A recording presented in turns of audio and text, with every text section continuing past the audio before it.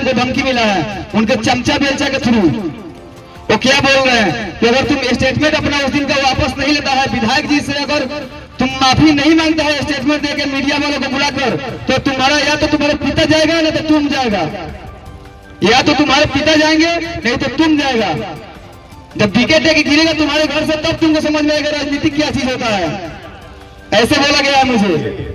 बेटा को जो धमकी दिया गया है या सुनान भाई को धमकी दिया गया है, तो हम खूंटा के ठोक पे कहते हैं कि है औकात अगर मंत्री जी को, तो दोनों आदमी को छू के देखें, उनका धूरा का नींव नहीं हिला देने का काम किए तो फिर धीरज मेरा नाम नहीं।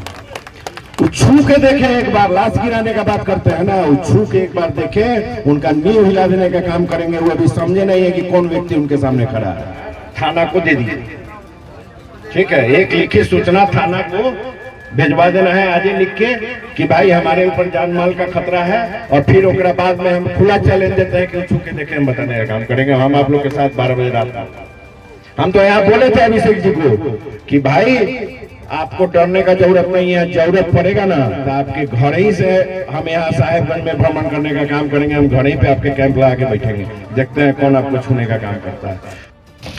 एक ही की कल्ले से मंत्री जी का गुर्गा आप लोगों के बीच में जाएगा, पक्का बात हम बोल रहे हैं। सभी लोग जो यहाँ उपस्थित हैं वो लोग का फोटो वीडियो के माध्यम से उनको जानकारी होगी कि आप कौन कौन लोग यहाँ आए थे। उनके बाद उसके मंत्री जी के गुर्गे आप लोग के यहाँ जाएंगे और वो बताने का काम करेंगे कि गिरजा बाबू का ही पटीदारी का मामला है, ये झूठ मूठ के राजनीतिक नाम इसको दिया जा रहा है। इस बात से खबरदार रहिएगा। पटीदारी का मामला हमारे घर में नहीं है कि आपके घर में नहीं है कि इनके घर में नहीं है, हर जगह है। बेटी बहन भतीजा हर घर में है। और जमीन खरीद बिक्री भी होता है, लोग बेचता ही है, पटीदार जमीन बेचता है, हम जमीन बेचते हैं, कोई बेचता है, खरीदता है। तो पटीदार जो जमीन बेचा, पटीदार ने जो जमीन बेचा, उसका कितना उस प्लॉट में हिस्सा बनता है उतना ही न बेचने का अधिकारी है या जो खरीदेगा उसको लेने का अधिकारी है। वो पूरा जमीन तो आपका दखल नहीं कर सकता है। अगर ये परंपरा चल गया तो कोई पटीदार किसी का जमीन लिखेगा, कोई प्लॉट हड़प के चल जाएगा टाउन बाजार का महंगा जमीन, और उसके बदले में पीछे कहीं गांव देहात में जमीन मिलेगा। तो लड़ाई यहाँ इस चीज का है। दूसरा मान लेते हैं कि इनका पटीदारी का लड़ाई मान लेते हैं, तो इसके लिए एक सामाजिक व्यवस्था हम लोग के यहाँ पहले से बनी आ रही है कि भाई 10 भाई बैठते हैं, पंच लोग बैठते हैं, गांव के समाज के प्रबुद्ध लोग बैठ के उसको सलटाने का काम करते हैं, समझाने का काम करते हैं कि भाई तुहर इन्ने हो तो तुहर इन्ने है। और वो अगर लिखाए हैं तो जितना लिखाए हैं और जितना उस पटीदार का हिस्सा बनता है वो देने में इनको कोई परहेज नहीं है। उससे ही कभी विधायक मंत्री जी को इनकार नहीं किए। तो ये क्या है कि कल से आपको ये बहलाने का कोशिश करेंगे कि भाई पटीदारी का मामला है, जानबूझ के राजनीतिक रंग दिया जा रहा है। लेकिन हम इसी कारण से इसको राजनीतिक रंग देने का काम नहीं किए, और गिरजा बाबू की तरफ से और अपने माध्यम से फोनिक जानकारी से हम लोग अपने मीडिया सेल वगैरह से नहीं जानकारी दिए कि भाई इसको मीडिया का पॉलिटिकल रंग नहीं देना है। सामाजिक व्यवस्था जो हम लोग का बना रहा है, जो न्याय प्रणाली है, उसके हिसाब पर जो कुठाराघात हुआ है, जो कठोरता अपनाया गया है, उसके विरोध में हम लोग यहाँ बैठे हैं कि सब भाई को एक सूचना मिले कि कभी किसी के साथ कोई अप्रिय घटना घटाने से पहले, किसी के साथ कोई बुराई करने से पहले, किसी का जमीन दखल करने से पहले 100 बार सोचे कि आगे से ऐसा कदम उठाएंगे तो समाज एकजुट होगा और मिल बैठ के जवाब देने का काम करेगा। तो कोई कल से बहलाने फुसलाने जाए तो समझना नहीं है इस चीज को, उसको ठोस जवाब देना है कि भाई गलती हुआ है, वहाँ पे उनके साथ गलत किया गया है और उनके जमीन को रौंदा गया है। इसके विरोध में हम लोग हैं और इसके विरोध में सभी समाज के लोग जो भी इससे दुखी हैं, जो भी इनके शुभचिंतक हैं, हमारे आपके शुभचिंतक हैं, उनको दुखी होना चाहिए। दूसरा, सुनान भाई के बेटा को जो धमकी दिया गया है या सुनान भाई को धमकी दिया गया है, तो हम खूंटा के ठोक पे कहते हैं कि है औकात अगर मंत्री जी को, तो दोनों आदमी को छू के देखें, उनका धूरा का नींव नहीं हिला देने का काम किए तो फिर धीरज मेरा नाम नहीं।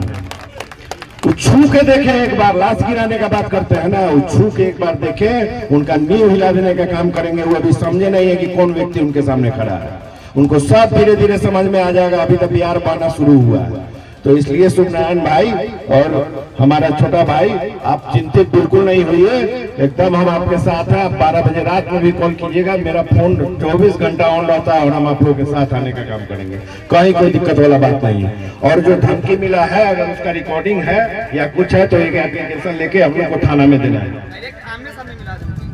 आमने सामने मिला है धमकी, चलिए कोई नहीं, तो एक लिखित सूचना थाना को दे दीजिए, ठीक है। एक लिखित सूचना थाना को भिजवा देना है आज ही लिख के कि भाई हमारे ऊपर जान माल का खतरा है, और फिर उसके बाद में हम खुला चैलेंज देते हैं कि छू के देखे, हम बताने का काम करेंगे। हम आप लोग के साथ 12 बजे रात में, हम तो यहाँ बोले थे अभिषेक जी को कि भाई आपको डरने का जरूरत नहीं है, जरूरत पड़ेगा ना तो आपके घर ही से हम यहाँ साहेबगंज में भ्रमण करने का काम करेंगे, हम घर ही पे आपके कैंप लगा के बैठेंगे, देखते हैं कौन आपको छूने का काम करता है।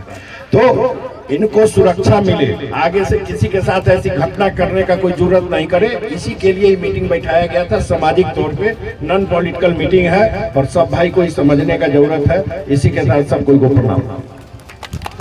में जो जमीन लिखाए थे उसी के तहत इसको हटाया गया है।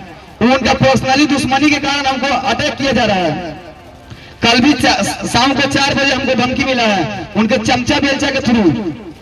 वो क्या बोल रहे हैं कि अगर तुम स्टेटमेंट अपना उस दिन का वापस नहीं लेता है, विधायक जी से अगर तुम माफी नहीं मांगता है स्टेटमेंट देके मीडिया वालों को बुलाकर, तो तुम्हारा या तो तुम्हारा पिता जाएगा नहीं तो तुम जाएगा, या तो तुम्हारे पिता जाएंगे नहीं तो तुम जाएगा। जब विकेट लेके गिरेगा तुम्हारे घर से तब तुमको समझ में आएगा राजनीति क्या चीज होता है। ऐसे बोला गया है मुझे, ऐसे बोला गया है मुझे। उसके बाद उनका कहना है क्या, कुछ दिन जो मीडिया वाले थे उनको मैं डीबीए भर के खोज रहा हूं, तो अब कहां है अभी? उनका तो बाद में भी खबर लेंगे, पहले तुम्हारा खबर लेते हैं। ये भूमियार लोग के चक्कर में क्यों पड़े हो? सुधर जाओ, मलाह का लड़का हो। हमको ऐसे बोला गया कल। आप लोग विचार कीजिए इस पर क्या फैसला लिया जाए। एक मलाह का बेटा दूसरे के जमीन के लिए अकेले लड़ रहा है, फिर भी लोगों को दिखाई नहीं पड़ रहा है। एक मलाह का बेटा, अगर जिस दिन सुखनारायण सहनी का दुकान वहां से खाली हो गया, उस दिन वहां क्या होगा भगवान जाने। उस दिन भगवान जाने क्या होगा। सो